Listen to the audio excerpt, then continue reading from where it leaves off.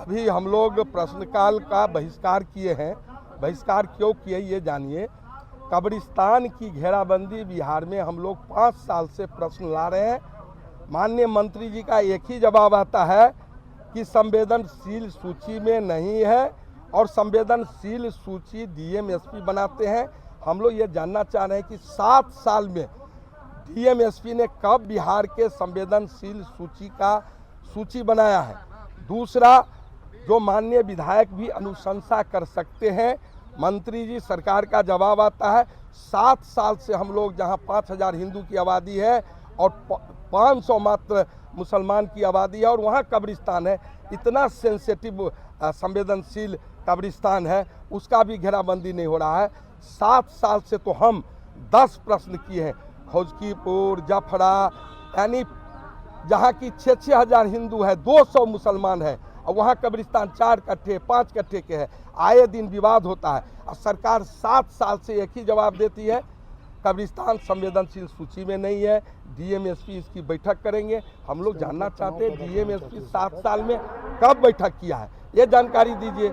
अध्यक्ष भी वही नकारात्मक पूरक का संज्ञान नहीं लेते हैं और सरकार का एक ही जवाब आता है। हम लोग सरकार से 2-3 बार जानना चाहे मात्र, ये संवेदनशील सूची डीएम एसपी कब बैठक किए, दूसरा बैठक किए तो कब किए, ये जवाब सरकार का आना चाहिए। दूसरा, हम लोग कह रहे हैं कि माननीय विधायक भी अनुशंसा कब्रिस्तान का आप कहते हैं करने के लिए, आप कहते हैं फिर दूसरी बार कि संवेदनशील सूची में नहीं है। और संवेदनशील सूची की बैठक होती है तो डीएम एसपी स्वयं करते हैं और 7 साल 8 साल से कभी किए, तो माननीय विधायक को भी क्यों नहीं रखते। नहीं तो सारे चीज़ को एग्जेम्प्टेड करके जो संवेदनशील कब्रिस्तान है, माननीय विधायक जी मुख्यमंत्री क्षेत्र विकास योजना से क्यों नहीं अनुशंसा। इसी 2-3 सवाल है। माननीय आज भी वीरेंद्र गुप्ता जी का था, सरजीत जी का था, मेरा भी प्रश्न देखे होंगे 3 दिन पहले था। तो इस तरह से सैकड़ों कब्रिस्तान पर प्रश्न आता है, एक ही जवाब आता है, सरकार का कोई निराकरण नहीं। 7 साल की जिक्र कर रहे हैं, आप लोग भी सरकार में थे, आपके नेता उप मुख्यमंत्री थे, तो काहे नहीं उस समय बात। आप देखिए चेयर पर जो बैठता है, हमारे नेता उप मुख्यमंत्री हैं या नहीं हैं, या थे या नहीं थे, जो सीटिंग हम भी मंत्री थे, हम जवाब दे नहीं है उसके लिए कल का। आज जब जो सीटिंग पर चेयर है उसको रिस्पॉन्सिबिलिटी होती है, उसको जवाब देना होगा। कहाँ घेराबंदी हुआ है, वही तो हम पूछ रहे हैं। 7 साल में संवेदनशील सूची एक नहीं बना, एक कब्रिस्तान की घेराबंदी हो तो माननीय कह रहे हैं कि क्षेत्रीय विकास योजना से माननीय विधायक भी कर सकते हैं। जब संवेदनशील सूची में है ही नहीं, 7 साल से बैठकें नहीं हुई है, तो संवेदनशील सूची कहाँ से आएगा। देखिए, आज अभी सदन के अंदर जो है क्वेश्चन चल रहा था, क्वेश्चन आंसर, और उसमें गृह विभाग जो है सबसे महत्वपूर्ण जो है ना वो विभाग था, और उस विभाग से जुड़ा हुआ मैक्सिमम क्वेश्चन जो था वो था कब्रिस्तान के घेराबंदी के सवाल को लेकर के। कब्रिस्तान के घेराबंदी के सवाल को कोई विधायक क्यों सवाल करता है, जब उनके इलाके में कब्रिस्तान के सवाल को लेकर के सांप्रदायिक तनाव पैदा होता है, और इस तरह के तनाव पैदा जो है किए जा रहे हैं। और इसीलिए सरकार जो पॉलिसी बनाई थी कि सरकार खुद कब्रिस्तान की घेराबंदी कराएगी, लेकिन सरकार से जब जवाब किया जाता है कि अमुक कब्रिस्तान की घेराबंदी क्यों नहीं किया गया, उस पर कई जगह पर तो CWJC भी है और कई जगह पर कई मुकदमे भी चल रहे हैं, तो इसका जवाब सरकार देने के बजाय मुकरना चाहती है और वो सीधे तौर पर कहती है कि डीएम और एसपी के नेतृत्व में जो है संवेदनशील कब्रिस्तानों का सूची तैयार की जाएगी, जो बिल्कुल गलत है। डीएम और एसपी पीछे 5 साल से कोई, जहां हम भी 4 साल 4.5 साल हो गए, कोई अभी तक सूची तैयार नहीं किया है।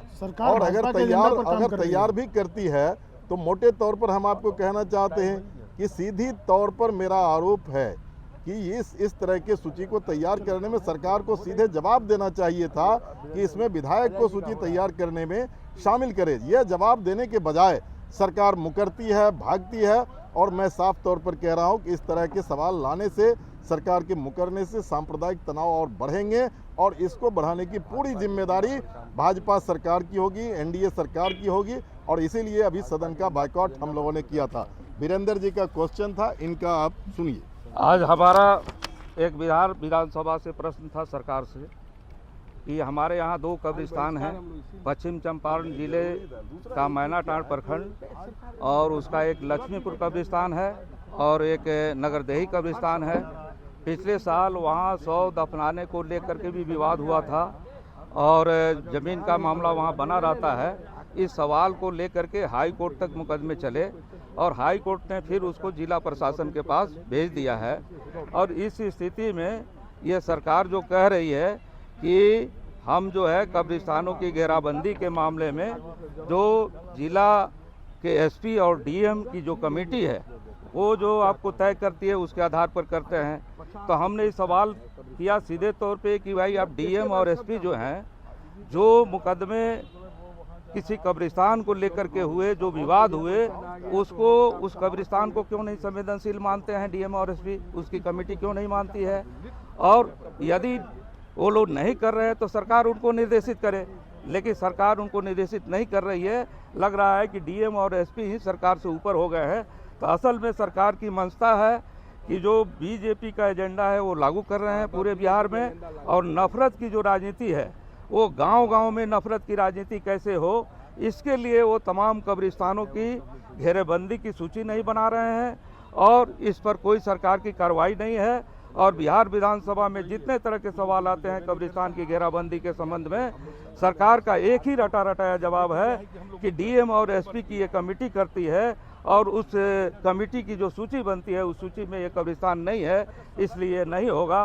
तो ये सीधे तौर पे सरकार ने इस एजेंडे को नफरत का एजेंडा मान लिया है, पूरा सांप्रदायिक तनाव का एजेंडा मान लिया है और इसको बीजेपी की राजनीति के तहत वो कहीं भी अगर संवेदनशील कब्रिस्तान है तो उसको घेराबंदी नहीं करना चाहते हैं। इस लिहाज से हम लोगों ने इसका विरोध किया है, सदन से वॉकआउट किया है और हम लोगों ने सरकार जो है यहाँ लॉ एंड ऑर्डर खुद खराब करना चाहती है।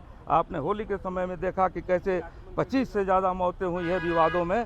तो ये सरकार खुद बिहार में जो है तरह तरह के तनाव और हिंसा का वातावरण बनाए हुए है। ये पूरी सरकार की गलत नीति है, इसका पूरा जनता विरोध कर रही है।